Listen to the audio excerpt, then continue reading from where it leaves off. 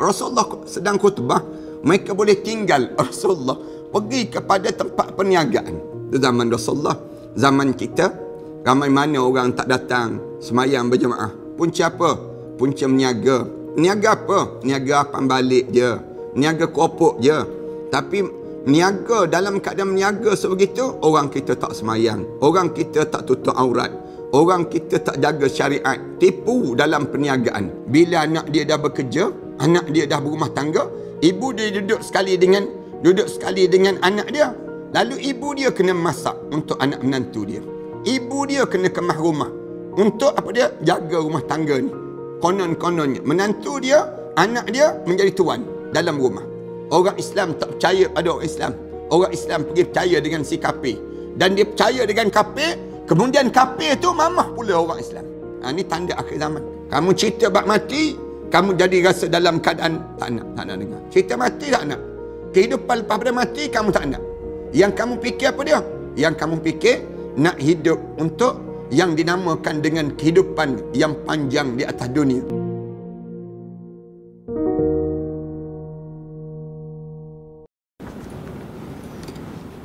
Assalamualaikum warahmatullahi ta'ala wabarakatuh. Alhamdulillahirabbil alamin. Wassalatu wassalamu ala asyrafil anbiya'i wal mursalin wa ala alihi wa sahbihi ajma'in. Subhanaka la ilma lana illa ma 'allamtana innaka antal alimul hakim. Rabbi shrah li sadri wa yassir li amri wahlul 'uqdatam min lisani yafqahu qawli. Rabbi yassir wa la tu'assir wa tammim bil khair. Amma ba'd. Para penonton dan sahabat-sahabat yang dikasihi sekalian, pertamanya marilah sama-sama kita mengaturkan rasa syukur yang tak terhingga kita kepada Allah di atas peluang di mana Allah masih lagi memberi peluang pada kita untuk membicarakan tentang mengenai tanda-tanda awal yang akan berlakunya kiamat ataupun peristiwa yang Allah akan tutup alam ini, di mana kita telah berbicara sebelum daripada ini panjang. Antaranya tanda awal yang akan berlakunya kiamat apabila diutuskan Nabi sallallahu alaihi wasallam. Berlaku utusan Rasulullah sallallahu alaihi wasallam itu tanda awal yang menunjukkan berlakunya kiamat. Dunia ini akan ditutup oleh Allah. Yang kedua, bila bulan mula terbelah ataupun peristiwa yang berlaku di zaman Rasulullah sallallahu alaihi wasallam, orang-orang kafir minta supaya Rasulullah sallallahu alaihi wasallam buktikan kenabian dia. Lalu Allah belahkan bulan. Dan kemudian yang ketiga, ada 6 tanda awal yang berlaku nak berlakunya kiamat ini lepas pada Rasulullah sallallahu alaihi wasallam dibangkitkan, wafatnya Rasulullah. Kemudian berlakunya penaklukan Baitul Maqdis. Kemudian lepas pada tersebut berlakunya wabak taun amwas. Dan saya sebut bahawa wabak taun amwas ini ulama' dia sebut itu zaman sebelum daripada ini jadi rujukan untuk nak berlakunya kiamat. Tapi bagi kita sekarang ni berlaku wabak COVID-19. COVID-19 ini menunjukkan bagaimana berlakunya yang disebut dengan tanda-tanda nak berlakunya kiamat. Kemudian yang keempat, apabila berlimpahan harta benda dan tidak ada orang yang nak keluarkan zakat ataupun sedekah. Kemudian yang kelimanya, bila bangsa Arab berlaku fitnah yang berlaku dalam setiap rumah-rumah orang Arab. Maksudnya berlaku permusuhan, pengkhianatan, adik-beradik di kalangan mereka berbalah di antara satu sama lain. Kemudian berlaku pengkhianatan Bani Asfar yang menunjukkan bagaimana tanda berlakunya kiamat. Yang ketiga, ada 6 fitnah yang berlaku di saat itu. Kemudian lepas pada itu, tanda yang besar lagi ulama' sebut, tanda yang keempat, fitnah di zaman Khulafaur Rashidin. Berlaku fitnah di zaman Khulafaur Rashidin, di mana yang pertama terkorbannya ataupun terbunuhnya Umar Al-Khattab radhiyallahu anhu.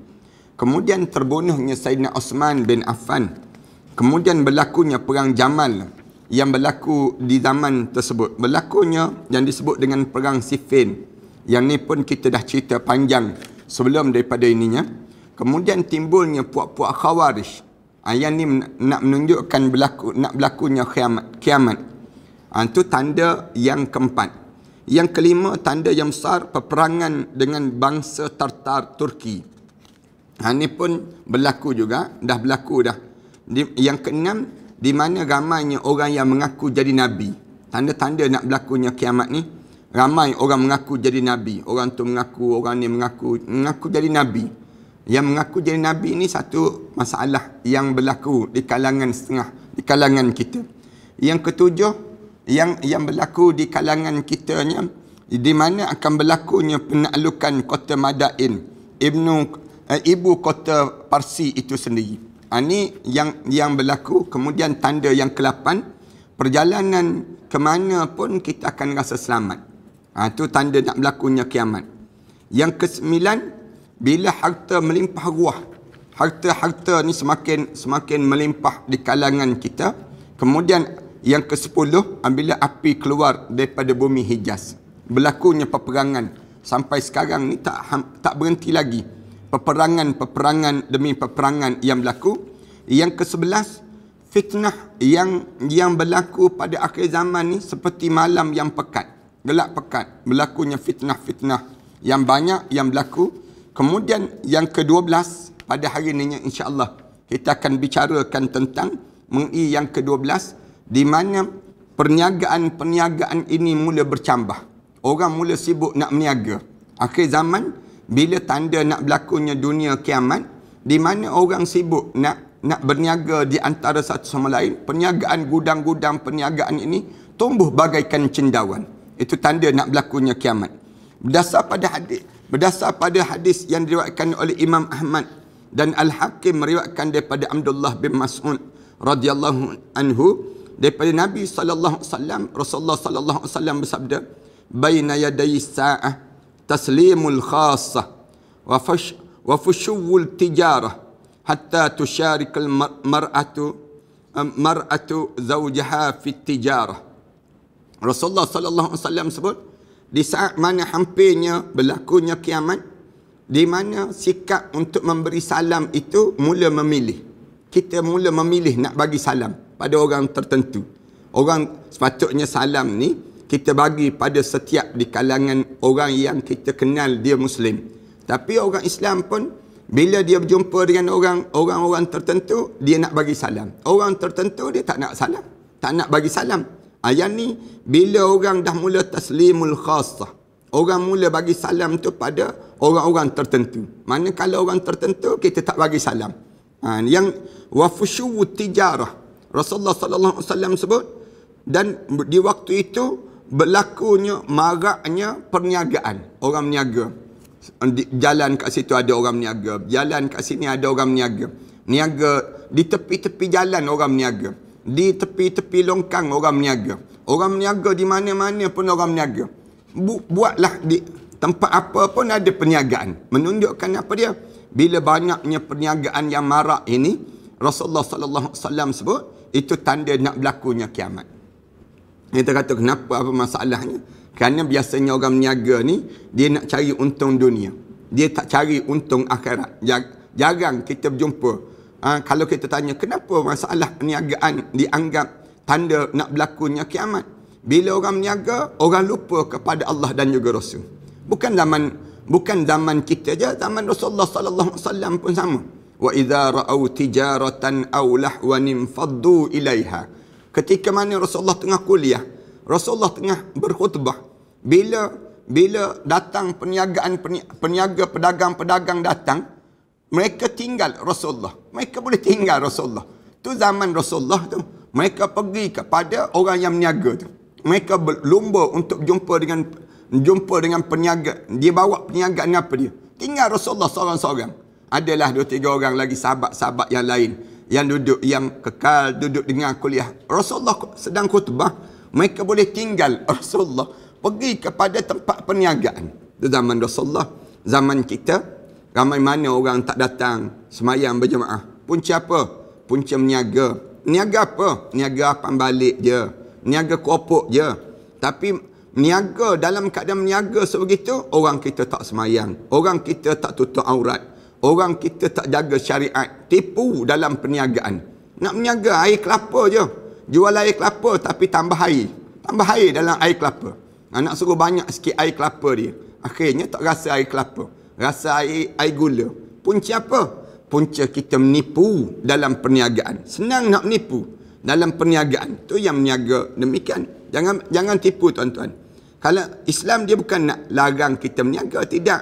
Tapi Islam sebut bila kita meniaga, kita ni antara orang yang akan di bawah naungan arasy Allah, yang peniaga yang amanah, yang menjaga tanggungjawab dia. Jangan menipu dalam perniagaan kita. Ramai orang menipu dalam meniaga ni. Ramai orang masuk neraka kerana dia meniaga. Dia meniaga tu dia masuk neraka kerana perniagaan dia. Kenapa? Kerana dia buat downline bawah dia. Dia buat macam-macam cara di bawah dia tu yang menyebabkan dia cekik darah orang bawah, dia ambil untuk dia ke atas. Ni keuntungan pada diri dia. Hatta tusyarikal mar'ah, sehinggalah seorang isteri menggabungkan diri dia dengan zaujaha fit tijarah, dengan suami dia dalam perniagaan. Rasulullah sallallahu alaihi wasallam sebut, akhir zaman nanti isteri pula masuk dalam perniagaan. Isteri pula meniaga, duduk dalam perniagaan, niaga dengan suami dia. Dengan suami dia, tak malu-malu dia panggil. Dengan melayan orang tu, melayan orang ni. Di akhir zaman. Di akhir zaman ni, Rasulullah kata, hatta tusyarikal mar'ah zawjaha fit tijarah. Sehingga isteri masuk campur dalam bidang perniagaan suami dia. Duduk dalam perniagaan suami dia. Dia isteri je. Tapi dalam keadaan dia isteri je pun, dia sibuk dengan nak apa dia? Nak meniaga. Sebagaimana suami dia meniaga, kadang-kadang dia lebih dahulu daripada suami dia. Suami dia pula ikut dia. Ni ramai juga yang jadi demikian. Yang suami ikut isteri. Akhirnya, isteri meniaga kencang. Suami meniaga out. Kenapa? Isteri lawa. Isteri dia lawa. Manakala suami tak lawa sangat. Suami muka pecah gudang, dia panggil demikian. Tapi isteri cantik. Akhirnya, orang tertarik dengan isteri dia. Orang nak beli barang kerana tertarik dengan isteri dia. Yang menyebabkan berlakunya tanda-tanda akhir zaman yang diajar dalam Islam. Keadaan ini akan berlaku di kalangan kita. Dalam Al-Quran Karim Allah berfirman, wa idza ra'aw tijaratan aw lahwan faddu ilaiha wa tarakuka qa'ima. Apabila mereka melihat pedagang-pedagang dan juga aw lahwan faddu ilaiha, permainan-permainan datang, mereka berpaling daripada kamu wahai Muhammad. Wa tarakuka qa'ima, dan tinggal kamu berdiri seorang-seorang wahai Muhammad. Qul ma indallahi khairun minal lahwi wa minat tijarah. Sebutlah wahai Muhammad, apa yang ada di sisi Allah itu khairun minal lahwi wa minat tijarah, lebih baik daripada permainan-permainan yang kamu sangka itu, dan juga perniagaan yang kamu rasa itu. Orang kita kan kalau dia meniaga tu dia jadi ralik sangat, dia jadi leka sangat dengan perniagaan dia. Wallahu khairur raziqin, Allah lah yang sebaik-baik pemberi rezeki. Sampai peringkat meniaga dia tak jaga syariat Allah. Bila dia meniaga, sampai dia lawan perintah Allah. Perniagaan yang jenis demikian rugi dalam hidup seorang. Punca dia nak meniaga, dia rela buka kelab malam. Dia rela buka satu benda yang tempat yang tidak syarak dalam agama. Buka tepi tempat dia meniaga, dia buka pula pusat-pusat karaoke. Dia suruh orang menyanyi dan joget. Macam-macam gaya orang kita. Dia meniaga. Ataupun dalam perniagaan dia, di sebalik dia meniaga, dia meniaga lagi yang lain. Dia jual air ketum, misal contohnya. Dia jual benda-benda yang dilarang oleh Allah. Dia jual benda-benda yang tak betul dalam perniagaan dia. Semua ni, wallahu khairur raziqin. Sebagai seorang mukmin, kita kena ajar dalam hidup kita, kita kena faham Allah lah sebaik-baik pemberi rezeki. Yang bagi rezeki ni bukannya yang disebut dengan orang, tapi siapa yang bagi rezeki? Wallahu khairur raziqin. Allah lah sebaik-baik pemberi rezeki. Saya nak pesan kalau ada orang nak niaga, dia tulis yang ni, wallahu khairur raziqin. Allah lah yang sebaik-baik pemberi rezeki. Tulis dekat kedai dia, wallahu khairur raziqin, dan Allah lah yang sebaik-baik pemberi rezeki dalam hidup. Sampai hari Jumaat, tutup lah. Misal contoh, pada saat Jumaat, saat mana orang solat, tutup lah. Pada diri kita, tangguh sekejap untuk kita solat. Semua solat dalam kedai tu. Apa masalahnya? Senang ceritanya. Kerana Allah jadikan bagi umat Muhammad ini, semua tempat di atas dunia boleh kita sujud pada Allah. Beza dengan umat terdahulu. Umat terdahulu, mereka tak jadikan semua tempat, Allah tak jadikan semua tempat untuk mereka sujud. Tetapi bagi umat Muhammad, nak sujud dalam masjid pun boleh, nak sujud di kedai pun boleh, nak sujud dalam rumah pun boleh, nak solat di mana pun kita boleh. Dengan syarat kita ni jaga Allah, bukan kita jaga orang dalam hidup kita. Jelas fenomena yang terjadi ini, yakni fenomena kesombongan yang akan mengakar pada diri manusia kerana otak-otak mereka telah dipenuhi dengan perniagaan. Bila otak-otak mereka penuh dengan perniagaan, mereka jadi sombong dalam hidup mereka. Mereka jadi dalam keadaan yang pada mereka tersebut, mereka rasa bahawa dia kata di orang ni macam ni, orang ni macam ni.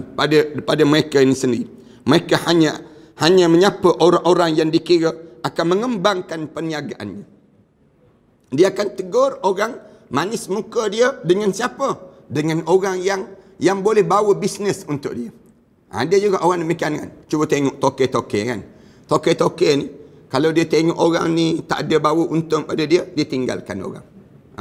Tapi kalau ada orang yang bawa untung pada dia, dia dah toke besar dah, tapi dia berjumpa dengan toke yang lebih besar daripada dia, dia muka dia jauh lebih manis daripada dia berjumpa dengan orang yang dalam hidup dia tak ada manfaat untuk dia. Tak ada keuntungan pada dia. Dia rasa demikian. Orang ni lah orang yang menyebabkan dia jadi sombong dalam hidup. Dia jadi ego. Di kalangan mereka ni ramai orang begitu. Toke-toke, saya minta maaf, toke-toke emas misal contohnya. Kalian ada emas, kadang-kadang toke emas dia tak nak cakap dengan toke keropok. Kerana bagi dia toke keropok ni tak ada apa sangat pun. Tapi toke emas bagi diri dia aku ada emas, keropok apa barang, dia sebut demikian. Yang menyebabkan dia rasa jatuh standard dia. Toke emas. Dia akan jadi rasa dia lebih layak. Kadang-kadang yang tak tahannya isteri toke emas tu. Yang lebih-lebih isteri dia tu. Yang Rasulullah sallallahu alaihi wasallam sebut hatta tusyarikal mar'ah. Sehingga kan seorang isteri itu dia campur tangan dalam urusan perniagaan suami dia, zaujaha fit tijarah, dalam perniagaan suami dia. Padahal orang perempuan ni sebaik-baik tempat dia ialah di rumah dia. Dia tak payah sibuklah. Rezeki-rezeki yang datang dalam kekeluargaan dia ni, siapa yang kena jaga? Allah yang beri pada diri dia. Kamu dapat berumah tangga tu pun kamu kena rasa syukur, wahai orang perempuan. Syukur dalam hidup kamu ada suami. Soal suami kamu kerja, kamu pastikan dia kerja yang benar, yang terbaik. Manakala benda yang dibenarkan dalam syarak. Manakala kamu tak payah sibuk nak membanyakkan dan membanyakkan. Cukup kamu dengan jaga rumah tangga kamu, dan setiap rezeki itu dibawa pulang dalam rumah tangga. Yang pentingnya rezeki itu halalan tayyibah. Halal dan tayyib. Tiba-tiba dia nak campur tangan juga dalam urusan perniagaan suami dia. Rasulullah kata itu tanda akhir zaman. Tanda akhir zaman. Akhirnya yang jadi penyakit, suami takut pada bini, suami takut pada isteri. Bila sampai satu peringkat di mana isteri dia sudah menguasai, akhirnya suami kena tunduk, kena rasa rendah diri dengan isteri dia. Punca apa? Punca isteri dia lebih kaya daripada diri dia. Yang ni yang bahaya. Dalam hidup kita ni kena jaga yang ni. Jangan sampai tahap begitulah. Biar kita ni, kita kena tahu tahap kita setakat mana. Kemudian kedudukan kita bagaimana. Yang ni yang kita kena faham. Ramai orang kita ni dalam hidup dia fikir dalam hidup dia nak biar banyak. Dia tak peduli suami dia macam mana, anak dia macam mana, ataupun dia tak peduli isteri dia macam mana, anak-anak dia macam mana, pun ada penyakit juga. Dua-dua ni kena jagalah. Suami dia kena tahu tanggungjawab dia terhadap isteri. Isteri kena tahu tanggungjawab dia terhadap suami.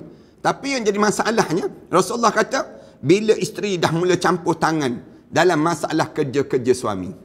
Bila isteri dah mula campur tangan dalam masalah kerja-kerja suami ni, yang sibuk dalam perniagaan suami. Habis ya. Maknanya di waktu tersebut, dia sudah menjadi rosak dalam kehidupannya. Dia kena ada had dan ada limit. Saya sentiasa sebut begitu. Saya nak supaya di kalangan kita, bahawa dalam hidup kita ni sentiasa jaga. Ini kedudukan suami, ini kedudukan isteri. Jangan sampai isteri melampaui kedudukan suami. Jangan. Bila isteri melampaui kedudukan suami, maka di waktu itu suami hilang, dipanggil daya kuasa dalam rumah tangga. Sedangkan suami ini dipanggil ar-rijalu qawwamuna 'alan nisa. Orang lelaki ni pemimpin kepada orang perempuan. Sebab tu orang perempuan bila dia dalam rumah tangga, dia tengok suami dia ni boleh pimpin dia ke tak boleh pimpin dia. Jangan-jangan pimpin dia untuk pergi pasar raya je. Tak boleh pimpin untuk bawa ke dalam syurga. Menyesal kita di hadapan Allah Subhanahu Wa Taala nanti. Ni perkara yang terjadi. Itu yang ke-12. Yang ke-13, di mana yang ke-13, tanda yang ke-13, wanita-wanita melahirkan tuannya. Hamba sahaya yang mula melahirkan tuan pada dia. Di tanda-tanda akhir zaman. Fenomena budak-budak yang melahirkan anak daripada tuannya telah terjadi pada masa Rasulullah sallallahu alaihi wasallam. Bila hamba-hamba melahirkan anak dan anak tersebut menjadi tuan kepada dia. Menjadi tuan pada dia. Ini berlaku zaman Rasulullah sallallahu alaihi wasallam. Peristiwa tersebut merupakan peristiwa yang tanda nak berlakunya kiamat. Pada suatu ketika Rasulullah sallallahu alaihi wasallam kedatangan seorang yang tanya tentang datangnya hari kiamat. Ada seorang datang tanya Rasulullah, "Ya Rasulullah, yang kamu cerita tentang hari kiamat ni, lalu apa dia ya Rasulullah?" Lalu Rasulullah menjawab, "Yang tanya tidak lebih mengerti daripada apa yang diberi pertanyaan." Rasulullah sebut, dia adalah Jibril alaihissalam, lalu menjelaskan tentang tanda-tanda kiamat. Di antara tandanya, di mana antalidal amat rabbataha, seorang perempuan yang melahirkan anak dan anaknya bertindak menjadi tuan kepada mak dia tersebut. Ini tanda-tanda. Sa'ukhbiruka an asyratiha idza waladat al-ammatu wa rabbataha. Rasulullah sallallahu alaihi wasallam sebut, aku akan khabarkan pada kamu tanda-tandanya, iaitu jika seorang budak wanita yang melahirkan tuannya, al-ammatu rabbataha, di mana seorang hamba kemudian lahirkan anak tersebut menjadi tuan kepada mak dia. Ini tanda-tanda pembelaku. Kadang-kadang tak semestinya hamba. Yang disebut zaman kita ni, ibu sendiri. Ibu yang menjadi hamba kepada anak dia. Jadi macam mana? Bila anak dia dah bekerja, anak dia dah berumah tangga, ibu dia duduk sekali dengan anak dia. Lalu ibu dia kena masak untuk anak menantu dia. Ibu dia kena kemah rumah untuk apa dia? Jaga rumah tangga ni. Konon-kononnya menantu dia, anak dia menjadi tuan dalam rumah. Kemudian ibu dia pula bila dapat anak, ibu dia pula kena jaga cucu. Zaman kita ni ramai kan datuk-datuk yang kena jadi driver kepada cucu-cucu dia. Nenek-nenek yang jadi ibu kepada cucu-cucu. Cucu-cucu lebih rapat dengan nenek dibandingkan dengan mak ayah. Kenapa? Mak ayah sibuk pergi kerja. Mak ayah sibuk dalam menjaga perniagaan mereka. Manakala cucu ni dijaga oleh nenek. Cucu ni lebih rapat dengan nenek, lebih rapat dengan datuk dibandingkan dengan ibu dan ayah. Ini tanda apa dia? Tanda dunia semakin berakhir. Dunia kita ni semakin teruk dalam hidup kita. Di mana orang lelaki, orang perempuan kena kerja. Dua-dua kena kerja. Padahal yang kena kerja ialah orang lelaki. Orang lelaki kena bekerja untuk dapatkan rezeki dalam hidup. Manakala orang perempuan diuruskan rumah tangga. Asalnya demikian. Tiba-tiba zaman kita ni dia berubah. Di mana zaman kita ni, dalam dunia kita hari ni, orang kita yang suami pula dan isteri pergi kerja. Yang jaga anak-anak di kalangan ibu-ibu yang dah berusia. Nenek-nenek yang dah berusia. Dan datuk-datuk yang berusia. Datuk kerja dia, pagi hantar cucu pergi sekolah. Ambil cucu-cucu. Di kawasan-kawasan yang dia duduk dekat-dekat, kutip cucu-cucu dia pergi hantar ke sekolah. Tengah hari, datuk pergi ambil balik cucu-cucu ni. Bawa balik. Nenek pula tolong sambung untuk suap makanan pada cucu dia dan sebagainya. Ini tanda dunia kita semakin berakhir. Dunia kita semakin berada di penghujung zaman.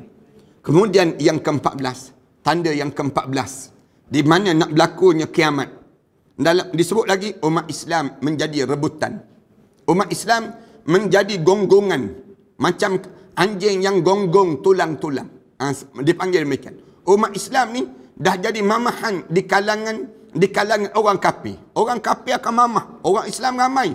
Tapi di saat mana? Di saat itu orang Islam tak ada kekuatan langsung. Menjadi makanan hidangan pada mereka.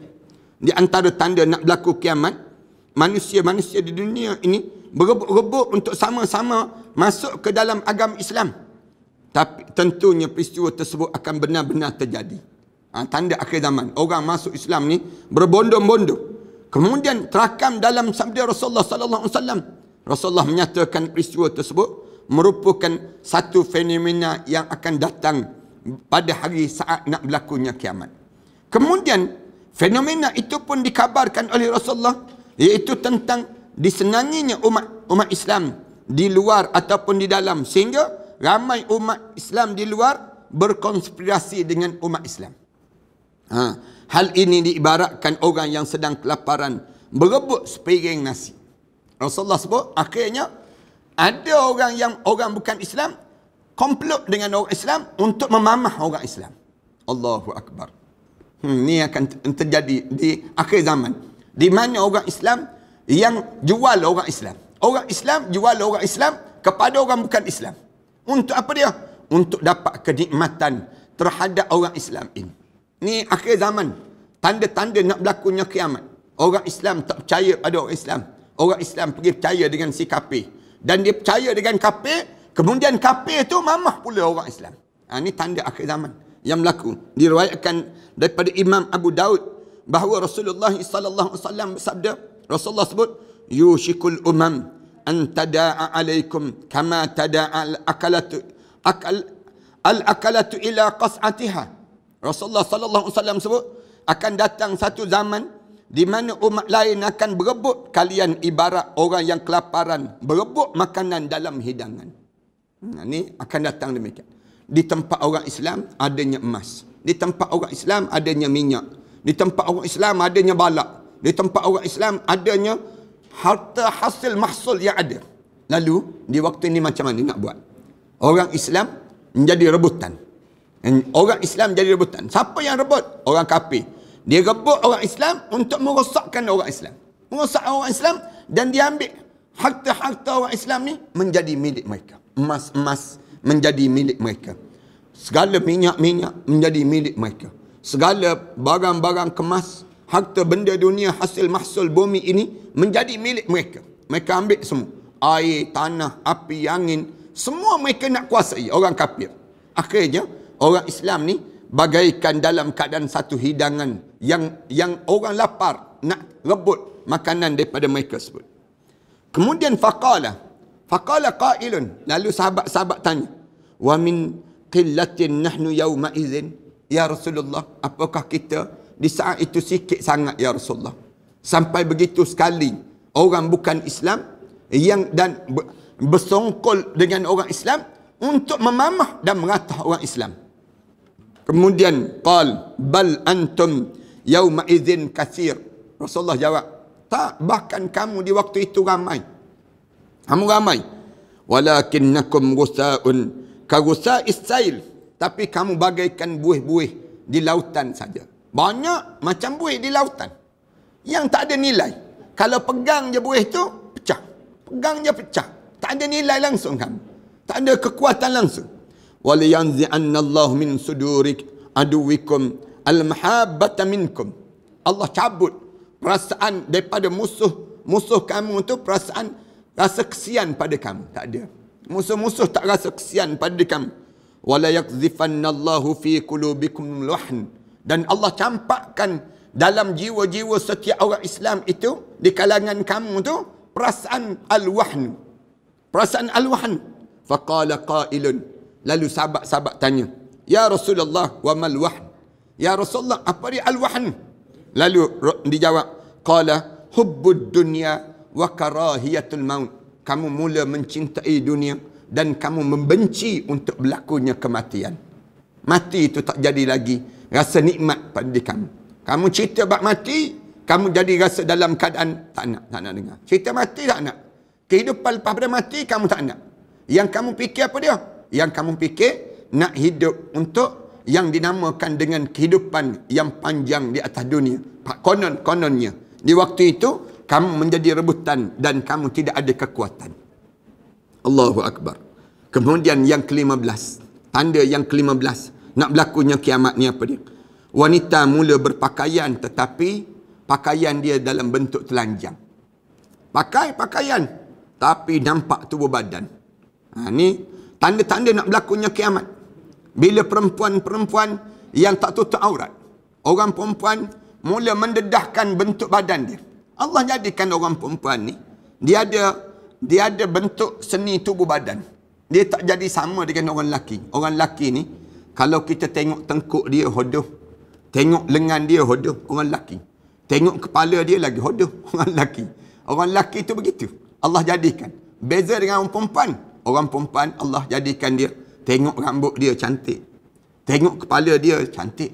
Tengok tengkuk dia cantik. Orang perempuan ni cantik. Orang lelaki, tengok kepala dia hodoh. Kaki dia hodoh. Lengan dia hodoh. Betis dia hodoh lagi. Yang cantik orang lelaki, di antara lutut sampai pusat. Tu je cantik orang lelaki. Sebab tu Allah jadikan dia, di situlah aurat lelaki. Beza dengan orang perempuan. Orang perempuan, cantik dia seluruh tubuh badan. Kecuali muka dan tapak tangan. Orang perempuan, muka dan tapak tangan saja. Tapi tiba-tiba, orang perempuan ni, dia tak tutup pada diri dia. Muka dia tak tutup.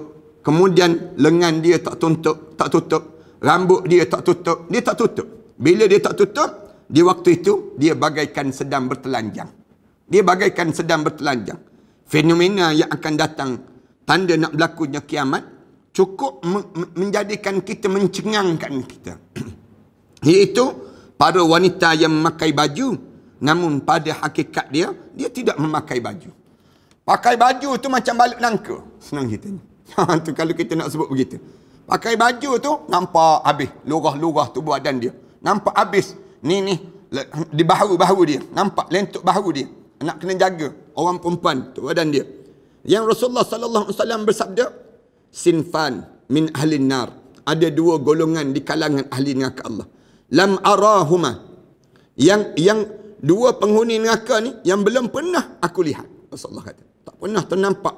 Di zaman kita ni tak ada. Tapi akhir zaman nampaklah. Qaumun ma'ahum siyatun ka'aznabil baqar. Yadribuna bihan nas. Iaitu satu kaum yang memiliki pecut seperti ekor unta. Ekor lembu. Yang digunakan untuk memukul manusia. Dia akan jadi demikian. Akhir zaman nanti, di mana satu kaum yang dia memiliki ekor kat belakang dia tu macam ekor lembu. Diikat rambut dia, disanggul tinggi-tinggi. Kemudian macam dia sanggul tersebut memukul-mukul manusia. Seolah-olah demikian. Dan yang kedua Rasulullah sallallahu alaihi wasallam sebut. Itu ada satu yang digambarkan demikian. Ada juga yang disebut dia guna kuasa dia untuk dia memukul manusia ini sendiri. Yang kedua, Rasulullah kata ahli neraka ni, wa nisa'u kasiyatun ariyatun mumilatun ma'ilatun. Wanita yang berpakaian, tetapi wanisa'un kasiyat, memakai pakaian ariyat, tapi macam telanjang. Nipis, nampak badan-badan dia. Nampak tubuh badan dia. Dalam keadaan bagaikan telanjang. Mumilatun, dalam keadaan yang condong dan mencondongkan. Mumilatun ma'ilatun, lengguk-lengguk dia tu. Nampak badan dia melengguk-lengguk. Ru'usuhunna ka'asnimatin al-bukht. Kepala dia macam pundak-pundak unta yang dalam keadaan sengit. Kemudian la yadkhulnal jannah, dan orang ni Rasulullah sallallahu alaihi wasallam sebut mereka tidak mungkin masuk dalam syurga Allah. Tak boleh masuk dalam syurga. Orang yang macam ni tak masuk syurga. Kemudian bahkan Rasulullah kata wala yajidna rihaha.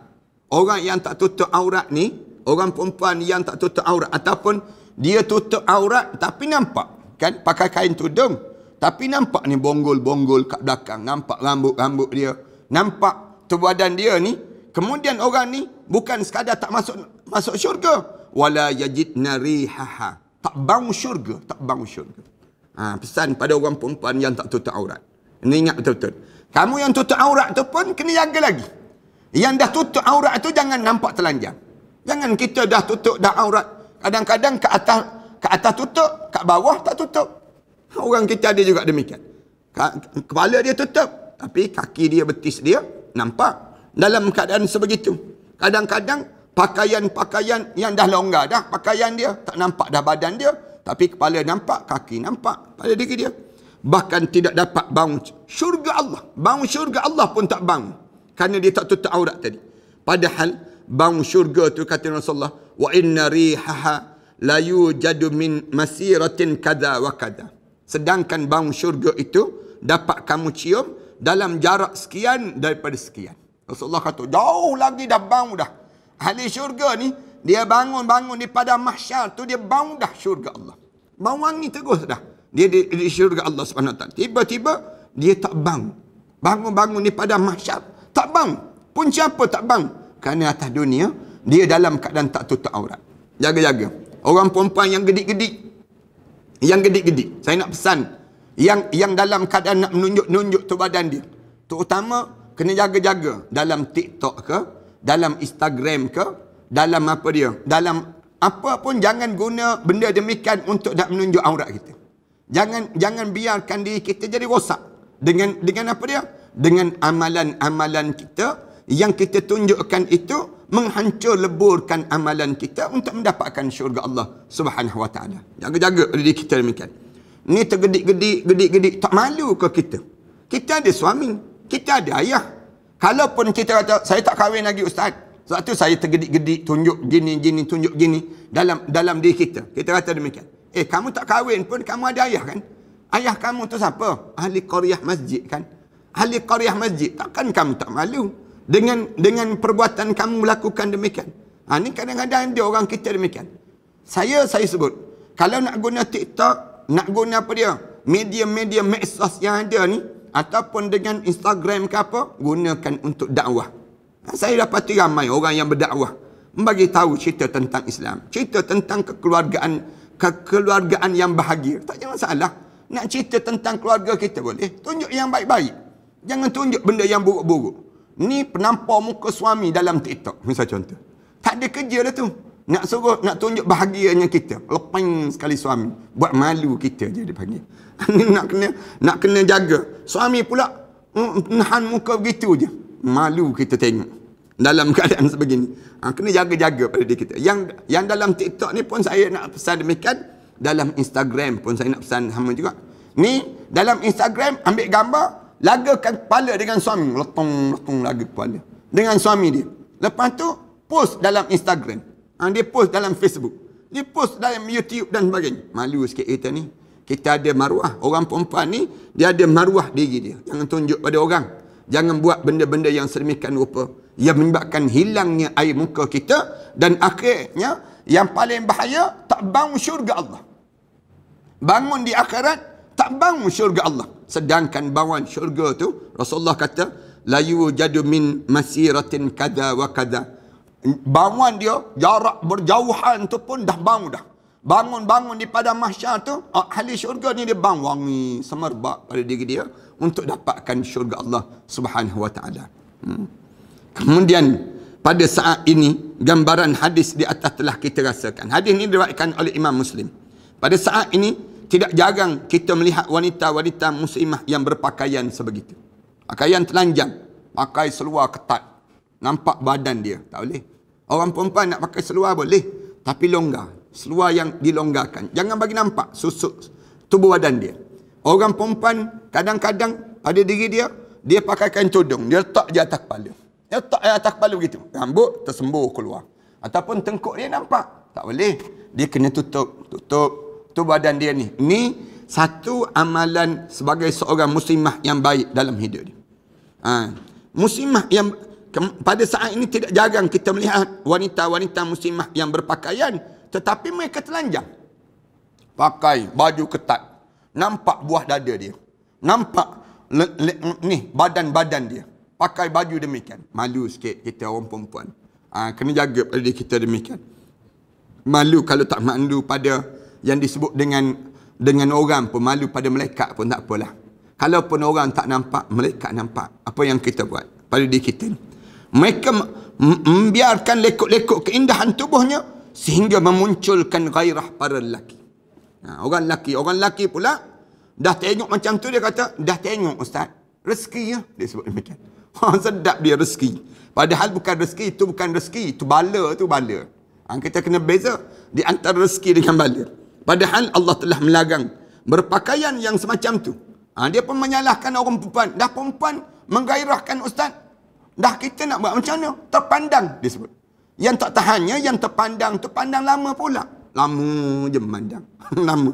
Inilah bentuk penentangan mereka terhadap perintah Allah untuk memakai penutup tubuh, berhijab dan menjaga kesucian. Allah Ta'ala berfirman, dan katakanlah pada perempuan-perempuan yang beriman agar mereka menjaga pandangannya. Allah dah sebut dah dalam surah An-Nur ayat yang ke-31. Kemudian dan memelihara kemaluan dia, dan janganlah menampakkan perhiasan auratnya kecuali yang biasa terlihat. Yang biasa terlihat ni apa dia? Muka dan tapak tangan. Orang perempuan muka dia nak dedah muka dia tak jadi masalah. Islam tak larang. Dia nak dedah tangan dia, pergelangan tangan dia ni tak jadi masalah. Islam tak larang. Tapi jangan pula kamu jadi sampai peringkat kamu loose sangat, bebas sangat, buka tangan, pakai baju tangan pendek, kemudian pakai baju ketat pula. Jangan demikian. Muka kamu boleh kamu dedahkan. Telapak tangan kamu boleh dedahkan. Tak jadi masalah. Ada pun orang kata dia nak pakai yang tutup. Misal contoh, dia nak pakai tutup mata dia. Boleh ke tak boleh? Boleh. Kalau mendatangkan fitnah. Kalau tak mendatangkan fitnah, tak apa. Dia boleh buka. Kerana muka ni bukan dianggap aurat pada Islam. Islam benarkan dengan cara demikian. Islam ni bukan syadid.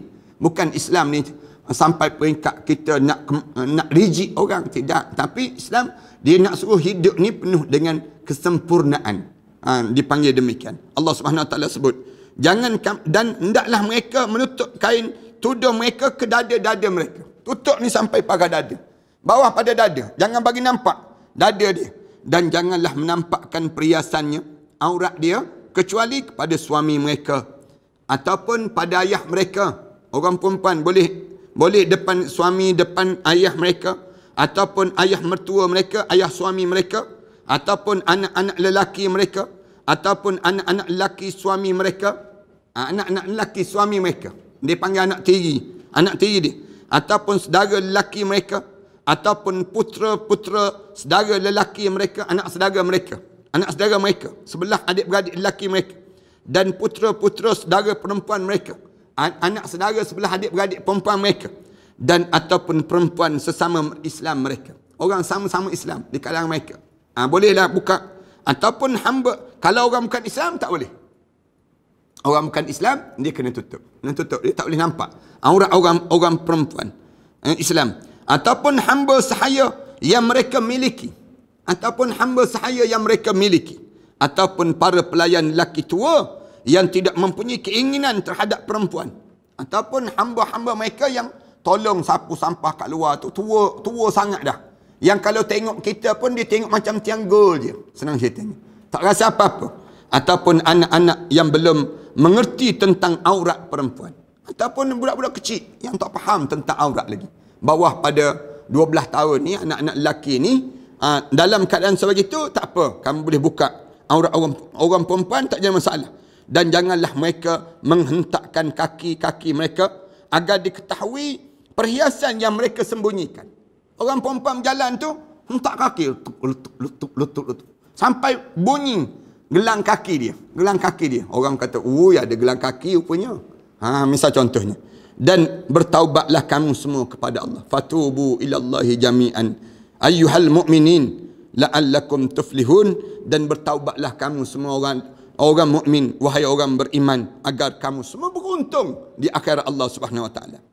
Begitulah kenyataan daripada yang diajar oleh Rasulullah tentang para perempuan yang pada hari ini telah terbukti nyata. Kebenaran sabda Rasulullah akan selalu terbukti. Bahkan saat ini telah kita rasakan kehidupan yang sedemikian. Yang digambarkan oleh Rasulullah sallallahu alaihi wasallam itu. Yang terpenting dalam dalam cerita kita ini, di mana berlakunya fenomena para wanita di akhir zaman merupakan realiti yang berlaku ini untuk menunjukkan datangnya hari kiamat. Nak menunjukkan dekat dah nak berlakunya kiamat. Ini di antara tanda-tanda yang ada. Yang ke-16 dan yang akhir sekali, orang dah mula berlumba-lumba meninggikan bangunan. Tanda-tanda akhir zaman. Meninggikan bangunan. Dalam riwayat Muslim bersabda, wa antara hufatal uratal alatal ri'a asya'i yatatawaluna fil bunyan. Di akhir zaman nanti, kamu akan dapati manusia menyaksikan orang yang bertelanjang kaki dia dan badan dia tak ada apa-apa, nampak miskin je. Tapi nampak miskin, mengembala kambingnya pada diri dia, tapi rupa-rupanya dia tokek besar, bangunkan bangunan-bangunan yang tinggi. Rasulullah sallallahu alaihi wasallam sebut. Yang ni pun betul apa yang digambarkan oleh Rasulullah, dan insya-Allah kita berhenti setakat ini. Kita akan sambung lagi dalam perbincangan tentang mengenai tanda-tanda nak berlakunya hari kiamat dan juga tanda-tanda semakin dekatnya dengan kita menghadap di hadapan Allah Subhanahu wa taala. Kalau tak berlakunya kiamat zaman kita, tapi kita akan berlaku kiamat untuk menghadap di hadapan Allah Subhanahu wa taala. Terima kasih di atas kesempatan yang baik ini. Aku qauli hadza astaghfirullah li wa lakum. Wassalamualaikum warahmatullahi. Bismillahirrahmanirrahim. Alhamdulillahirabbil alamin. Wassalatu wassalamu ala rasul amin wa ala alihi wa sahbihi ajma'in. Rabbana iftah bainana wa bain qaumina bil haqq wa anta khairul fatihin. Rabbana zalamna anfusana wa in lam taghfir lana wa tarhamna lanakuna minal khasirin. Rabbana wa tub alaina innaka antat tawwabur rahim. Rabbana atina fid dunya hasanah wa fil akhirati hasanah wa qina adzabannar. Alhamdulillahirabbil alamin.